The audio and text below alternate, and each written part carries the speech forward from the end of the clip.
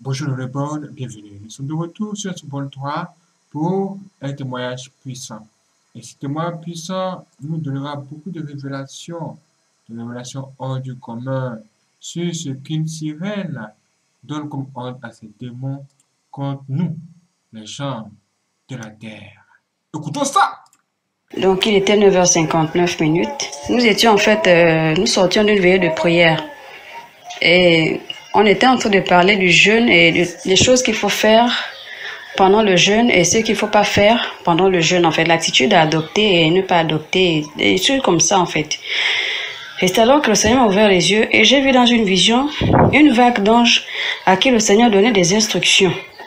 Ils étaient plusieurs, il y avait différentes choses en main qui étaient qui symbolisaient leurs différentes missions respectives qu'ils devaient faire sur la terre. Donc certains avaient des stylos et des cahiers, d'autres c'était des outils comme des marteaux et d'autres outils un peu difficiles à décrire. C'était des outils pour réfectionner les endroits des maisons qui étaient endommagés. Et d'autres anges avaient des vases contenant une eau très limpide. D'autres avaient des vases remplis d'huile sainte. D'autres avaient de larges sacs remplis de dons. Et ces sacs étaient fermés de manière attachée avec une corde. Parallèlement en bas, quand je regardais vers le bas, dans le royaume des ténèbres, il y avait une scène similaire qui se produisait aussi. Mais à l'opposé des anges du ciel, c'était des anges déchus qui recevaient des instructions de la reine de la côte. Elle était revêtue d'une longue robe blanche en soie très fine, avec une fente très longue, hein, qui laissait entrevoir même tout son pied en fait, depuis la cuisse jusqu'au pied. On pouvait même voir le string qu'elle portait en bas. C'était un rouge bordeaux. Et cette robe était sans manches, laissant donc entrevoir les aisselles et les seins. Elle avait des longs cheveux noirs attachés, genre coiffés de la manière à l'anglaise en fait, et ça brillait. Et les démons qu'elle envoyait sur terre, pour certains avaient des outils de destruction, d'autres avaient de l'argent fictif, d'autres avaient des sacs de vêtements indécents, d'autres c'était des chaussures indécents, d'autres c'était du poison liquide en fait, et ce poison c'était le venin du serpent. J'ai aussi vu parmi ces démons, un démon en particulier qui était revêtu, enfin il avait l'aspect d'un homme, et il était comme un homme riche de l'Europe en fait, il était vêtu en smoking et tout ça. Et il se tenait un peu légèrement à l'écart du groupe, se comportant comme un bourgeois. Sa particularité, c'est que il n'avait aucun outil dans ses mains. Mais son outil était sa langue, donc ça, la parole. Ce démon est doté d'un évangile tordu. Il a un pouvoir de persuasion très puissant. Et il ne s'agitait même pas comme les autres en fait. Les autres démons s'agitaient, ils étaient pressés. Lui, il était calme mais impulsif. Son pouvoir réside sur sa langue.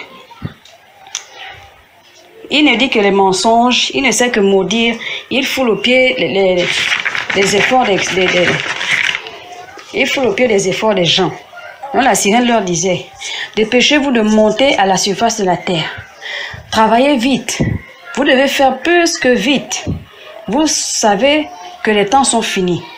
Il faut que l'homme juste nous trouve en train de gaspiller son chef-d'œuvre, de l'écraser, de l'empêcher d'être enlevé avec lui dans les airs.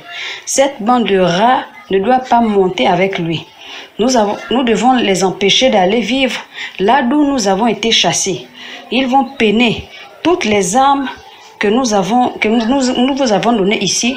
En ce moment, non, aucun d'eux ne peut échapper à la capture. Malheur à vous si un seul échappe, car ces armes sont redoutables contre eux. Aucun d'eux ne peut échapper. Je répète, aucun d'eux. Vous avez un délai. Vous savez bien que vous devez avoir réussi avant le délai qu'on vous a donné. Après leur avoir dit ça, leur avoir donné ces consignes, ils se sont précipités sur la terre en toute hâte. Frères et sœurs, c'était une invasion tellement grande. En même temps, au deuxième ciel, j'ai vu des démons de forme humanoïde en fait. Ils étaient très costauds, géants, et ils avaient des grosses têtes animales. Et ils tenaient, chacun avait un arc et des flèches. Et donc, ils tiraient de manière continuelle sur les hommes sur la terre. Ils étaient cachés derrière l'atmosphère aérienne. Et dans le 3e ciel, j'ai encore vu les anges à qui le Seigneur donnait des instructions en amont, se diriger sur la terre, mais de manière organisée. Ils avaient avec eux les outils de travail, leurs outils de travail en fait. Arrivés sur la terre, ces anges se mettaient à côté des gens avec leurs outils de travail, chacun selon le besoin ou le manque qu'il avait donc recevait le type d'ange qui devait intervenir avec ces outils. Les chrétiens qui forgeaient leur caractère de sorte à ressembler à Christ par exemple, eux ils recevaient des anges qui avaient des cahiers et des stylos. Pour eux, ces anges écrivaient leur vie et cela changeait leur témoignage en fait. Et pour ceux qui avaient des faiblesses spirituelles, qui soupiraient après le Saint-Esprit, les anges qui venaient, c'était ceux qui avaient des vases d'huile. Et ces anges versaient de l'huile sur leur tête, c'était l'huile sainte, et ils recevaient la renaissance. Pour ceux qui avaient de la sécheresse spirituelle, ils recevaient le type d'ange qui portait des vases d'eau pure. J'ai vu un autre ange qui parlait du Seigneur Jésus-Christ de Nazareth sans cesse, il évangélisait. J'ai remarqué que plus il parlait du Seigneur Jésus-Christ, plus les gens s'enfonçaient dans le mal, mais ils ne se décourageaient pas, ils persistaient. C'est alors que j'ai vu une femme recevoir une petite lumière blanche qui étincelait. Elle a commencé à écouter les paroles qui sortaient de la bouche de l'ange. Elle restait très attentive et quand elle s'est mise à appliquer ce que l'ange disait, j'ai vu que cette femme qui était liée de tout son corps dans les ténèbres, ses liens se sont rompus, les lambeaux de vêtements qui étaient sur elle se déchiraient, enfin s'échangeaient en une robe très blanche et étincelante. Elle a ensuite disparu de la face de la terre. Après, j'ai vu cette femme avec beaucoup d'autres comme elle dans les airs. Le Seigneur les attendait avec des myriades et des myriades d'anges. Donc, le Seigneur descendait avec des myriades et des myriades d'anges du ciel à la rencontre de ceux qui montaient en fait, de ceux qui montaient de la terre vers le ciel. Donc, ils se sont rencontrés. Il y a eu un croisement dans les airs. Ensuite, le Seigneur a pris tous ceux qui étaient dans les airs avec lui. Ils sont donc entrés dans le 3e ciel. Après, j'ai vu que les habitants du 2e ciel tombaient, en fait. Ils tombaient. Tous ceux qui habitent dans le 2e ciel, ils étaient en train de tomber comme des météorites sur la terre. Et le Seigneur a ensuite fermé le 3e ciel derrière lui après avoir fait rentrer ses élus. Je l'ai vu fermer les portes du 3e ciel. Or, du 3e ciel, c'est-à-dire à partir du 2e ciel et de la terre, il y avait du désordre à l'échelle mondiale. Tout était agité, plus rien n'était calme. J'ai vu des démons de la taille des dinosaures. Ils étaient surmontés par des démons sous forme humaine, des faux humains. Ils marchaient. Pendant qu'ils marchaient, ils venaient sur la terre, ils marchaient. Ils écrasaient les gens. Ils émiettaient les gens comme la pâte. Mais les gens là, bien qu'ils étaient émiettés comme de la pâte, ils ne mouraient pas. Quand les dinosaures là passaient, les démons là partaient comme ça là. Donc dans leur nature de pâte comme ça, ils se redressaient, peu à peu, ils reprenaient forme en fait dans la douleur. C'était comme ça. Et en fait, ces personnes-là ne mouraient pas en fait. Ils ne mouraient pas, il n'y avait plus la mort. Et des démons inimaginables quittaient même le monde spirituel pour le monde physique.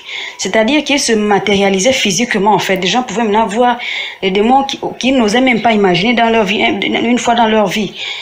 Mais qui existaient spirituellement, ils les voyaient maintenant physiquement. Donc ces démons-là prenaient maintenant les formes physiques en fait. Ils quittaient le monde spirituel pour le monde physique. Et ils causaient tellement de souffrance aux gens.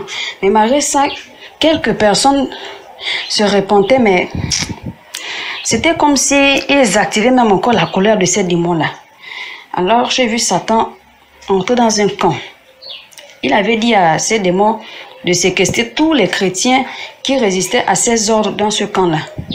Par ailleurs, il n'y avait qu'une seule activité qui se passait dans le monde entier, c'était celle de marquer les âmes restées après l'enlèvement du sceau de la bête. Tous ceux qui résistaient au tourment et qui refusaient ainsi la marque de la bête étaient amenés et séquestrés dans un camp, le camp dont je parlais un peu plus haut. C'était des immeubles à plusieurs étages. Et ces lieux-là étaient sales. Ça sentait des odeurs nauséabondes, vraiment insupportables. Il faisait sombre dans ces pièces-là. Et il y avait des eaux usées qui suintaient dans ces pièces. Il y avait des outils de torture au centre d'une pièce, en fait. C'était la pièce la plus grande de l'immeuble. C'est comme, par exemple, vous voyez les salles de conférence dans les immeubles, là. C'était comme ça. Et ce que j'ai remarqué, c'est qu'il n'y avait pas assez de femmes.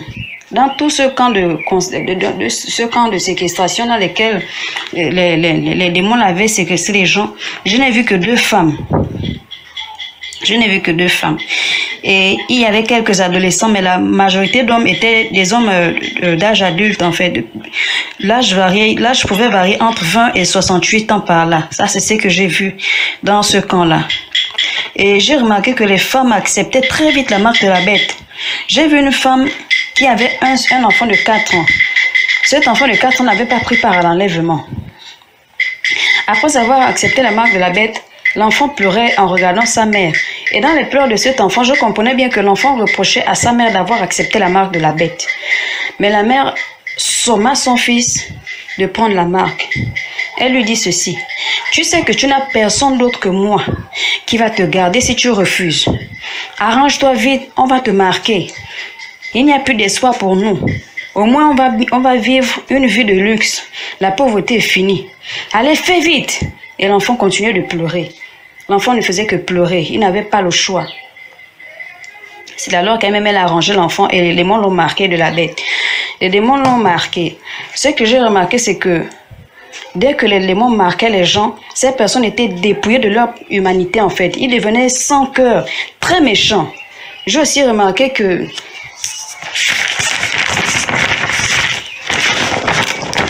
qu'il n'y avait plus de révélations, il n'y avait plus de visions célestes aussi, les révélations célestes et des visions célestes.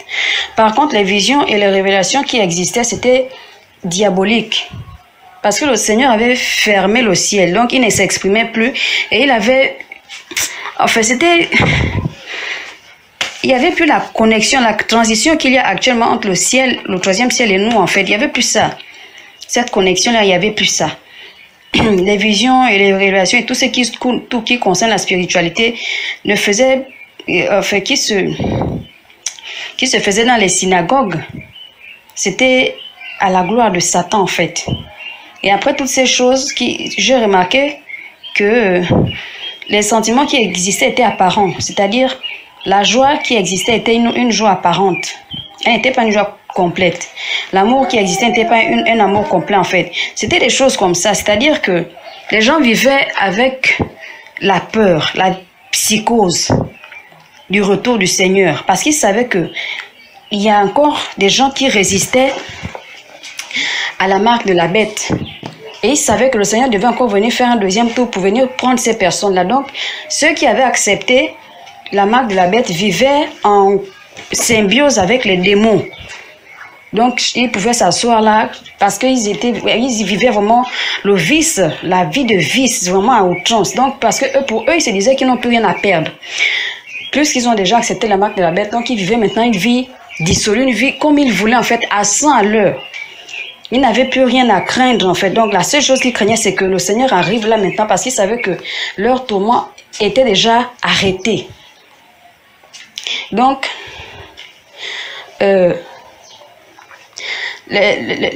qui résistaient toujours et qui s'opposaient à recevoir la marque de la bête persévéraient toujours avec ce brin d'espoir, bien qu'ils ne s'attendaient, ils se demandaient mais jusqu'à quand? Parce que les tourments étaient tellement atroces, les tourments étaient tellement invivables, insoutenables. Mais malgré ça, ils se battaient maintenant par eux-mêmes, en fait, parce que le Saint-Esprit et l'Église avaient déjà été enlevés. Donc, eux-mêmes se battaient maintenant pour leur salut. Donc, voilà un peu ce que j'ai reçu aujourd'hui, que je tenais à partager avec vous. Frères et sœurs, je vous en supplie. Si le Seigneur, si c'est déjà sorti de la bouche du Seigneur que les temps sont finis, vraiment, accrochons, nous faisons le maximum. Ne nous limitons plus au minimum, mais faisons maintenant le maximum. Accélérons les choses. Ne restons pas, parce que c'est ce que j'ai vu. Et je ne suis pas la seule. Il y a beaucoup de personnes à qui le Seigneur montre les choses qui vont se passer, les choses post-enlèvement. Je vous en supplie.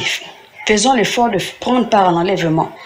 Ou même si c'est la mort qui doit nous trouver, que la mort nous trouve dans de bonnes conditions. Et on rentre à la maison. Mais vraiment, évitons la tribulation, évitons même l'enfer. C'est ce que j'avais à partager avec vous. Que le Seigneur vous comble de sa grâce. Soyez bénis. Wow, vous avez entendu tout ça? Vraiment, c'est extraordinaire. Mais c'est pas encore fini. Je vous donne rendez-vous dans la prochaine vidéo. Abonnez-vous, activez la cloche et restez connectés sur ce bon 3.